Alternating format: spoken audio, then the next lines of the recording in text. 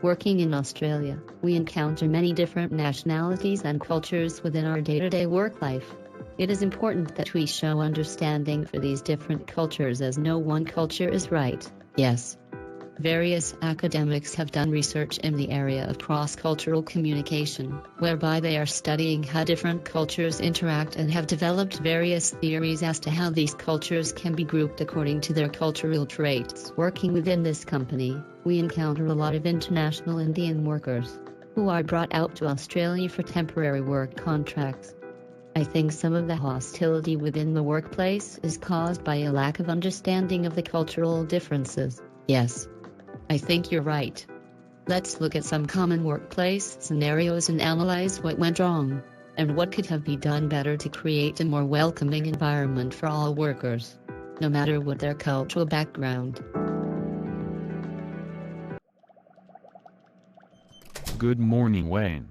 Did you receive the email about the weekly progress meeting being shuffled forward to 8:45 this morning? Yes, I did.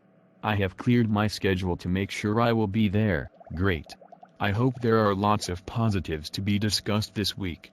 The project is quickly coming to a close, and it is important everyone is on the right track and motivation levels remain high. Exactly. Oh, sorry, I'll have to get this. See you in the meeting. Yes, see you shortly.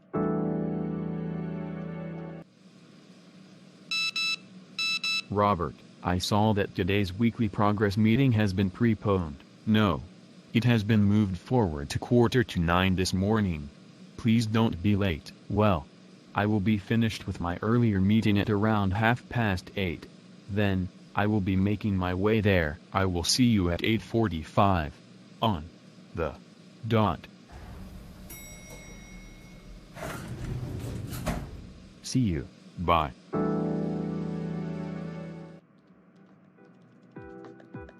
Already from those two short interactions, we can very clearly see cultural differences between the three participants. Yes, already we can see very obvious cultural differences. Using the model established by Edward and Mildred Hall, it is clear that Samir fits into the high-context culture, while Wayne and Robert fit into the low-context culture. Exactly. Samir's indirect style of speech when discussing the time of the meeting with Wayne is one of the more obvious characteristics being portrayed. Comparatively, Wayne and Robert are very direct in their conversation style. I think within the two scenes we just watched, some might conclude that Wayne and Robert are being very abrupt. However, it is just a characteristic of their culture. You raised a great point there. I think another thing that should be noted is Samir's use of the word preponed. This is a common Indian English word, used within the workplace. When an Indian worker uses this term, they are referring to something, usually a meeting, that has been brought forward in time. Preponed is, in a sense, the opposite to postponed. This Indian English word, however, can cause a lot of confusion. When Samir used this word in conversation with Robert was quick to assume Samir meant the meeting had been scheduled later in the day, and as a result became frustrated at Samir's lack of understanding. If Robert had been familiar with the Indian English word preponed, this scenario may not have played out the way it did.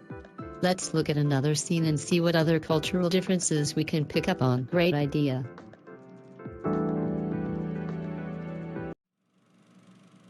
Where is everyone?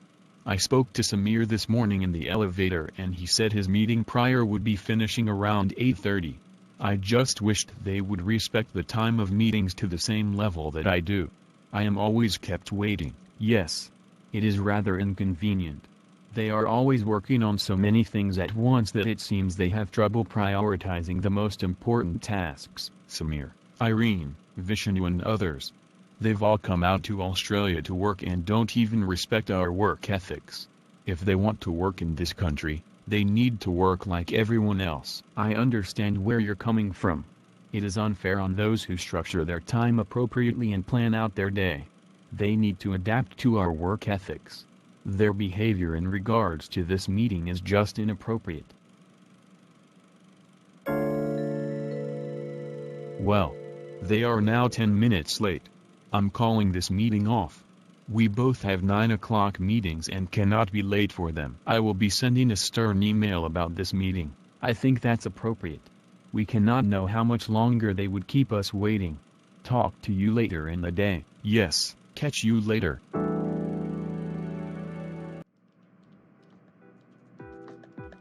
Well, even without the Indian culture being present in that scene, we were able to see cultural differences in relation to their views about time. Exactly. It was very easy to pick up the difference between monochronic and polychronic cultures. Wayne and Robert, being the only staff members to attend the meeting, showed characteristics of monochronic cultures. Wayne and Robert were both strict in observing time commitments and portrayed an emphasis to promptness, whereby they deemed it rude to be kept waiting. These characteristics are just some that tie both Wayne and Robert to the monochronic culture in regards to time. Samir and his Indian co-workers, however, did not fit into the monochronic culture. Instead, Samir and his Indian co-workers fall into the polychronic culture. This culture has less emphasis on promptness, with time commitments being kept where possible. However, it is not a priority of this culture. I suppose this cultural difference could create quite a bit of tension within the workplace. While the Australian workers are very diligent with attending meetings and their start time, the Indian workers are more relaxed with their approach to time and may not always attend meetings on time. Exactly. It is important that employers and employees are aware of this cultural difference when engaging in a multicultural workplace. If both parties were aware of this difference, perhaps they could be a little more understanding and implement meeting arrangements that adapt to the characteristics and ideas surrounding time of both cultures. That is a very good point. It takes initiative from both cultures to create a harmonious workplace. Let's keep watching. Hello Irene. Do you have a minute? Yes, I am currently between tasks. What is the matter? Robert and I were both very disappointed by the fact that no one from the development team turned up to the weekly progress meeting this morning. Whatever were you doing that was more important than the weekly progress meeting? Well, I was trying to finish all the work you have assigned. I was making great headway with the project and thought I should stay put with what I was doing, and then arranged to meet to discuss this week's progress later in the day. You cannot just be making these decisions yourself. You must respect timelines when they are assigned. I know there is a lot of pressure placed on you, but you need to understand what is of highest importance and make that a priority. I do not see how what I did was wrong. I would have caught up to discuss this week's progress later in the day, and most probably would have had the project near completion. Is that not better for you? To have a slight delay on the meeting but having a checkpoint reached? I don't understand sometimes. You just need to respect the ways of this workplace a little more. I cannot keep making allowance for your stubborn work ethic. This needs to change. I am always trying to fit into the work ethics of this workplace. I am sorry my actions were viewed as wrong. Others also missed the meeting, so it is not all my doing. I must go now. Please do not miss another weekly progress without notice. Goodbye. Apologies. Goodbye.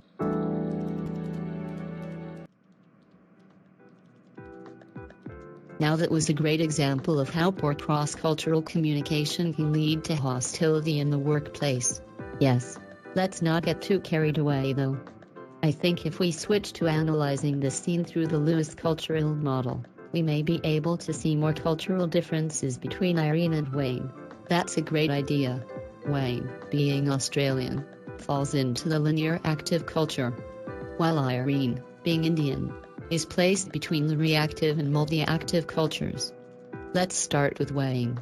During this discussion with Irene, he seemed very job-orientated, with a high regard for punctuality and schedules.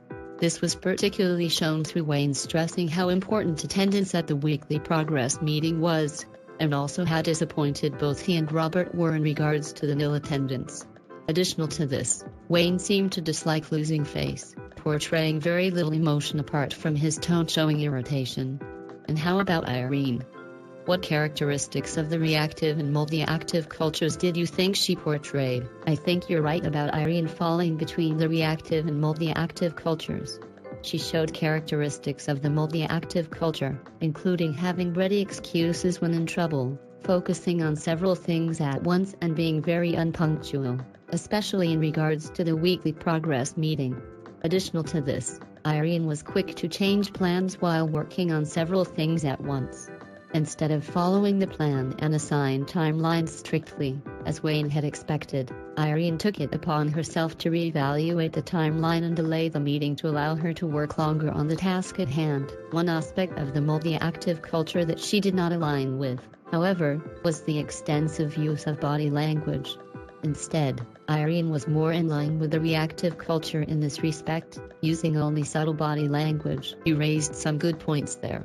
It's interesting how some nationalities fall perfectly into categories within theoretical models, while others fall between two categories. I think this reinforces the fact that cultural differences are not black and white and require understanding from both parties involved. Exactly. Let's keep watching to see how the final scenario plays out. Samir, I am so annoyed. I felt so disrespected today. Why? What happened to make you feel this way? I thought we were making great progress with the project today. Yes, that is just it. I thought we are making great headway on the project this morning, so continued working, and as a result did not attend the weekly progress meeting.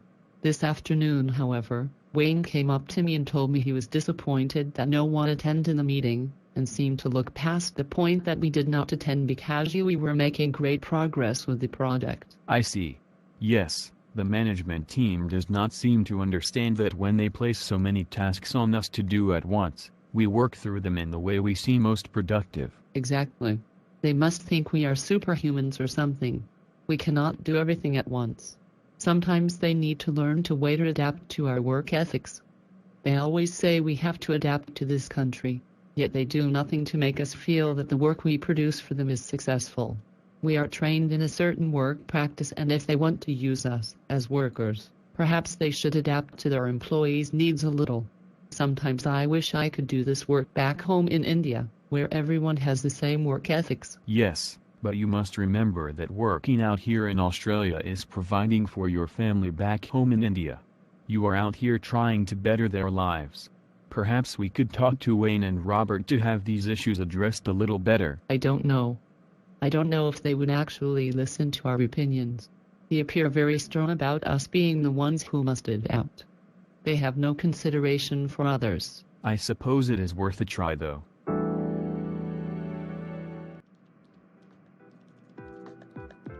I think this final scenario just cemented the ideas and cultural characteristics already witnessed. This scenario, however, highlighted the fact that as a cultural trait, Indian workers are willing to work various hours in order to get the work done, a characteristic of the multilinear culture. The emphasis on close personal relationships aided in the justification for the Indian culture to be labeled a high-context culture. The fact that Irene felt more comfortable discussing her ill feelings towards management with Samir showed that she regards personal relationships more highly than work relationships. She obviously feels a closer connection with Samir than she does with those in management positions. I think your analysis is correct. This scenario strengthened the justification for classifying the Indian colleagues as part of both the high-context culture and being representative of a crossover between the reactive and multi-active cultures. I think a lot of the animosity between cultures featured within these scenarios could easily have been overcome through cultural awareness.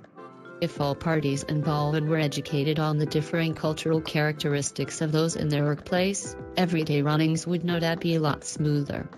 While one should not expect dramatic changes by those of the opposite culture, a little understanding by both parties could see a midway point reached, where the qualities of both the Indian and Australian cultures are accommodated.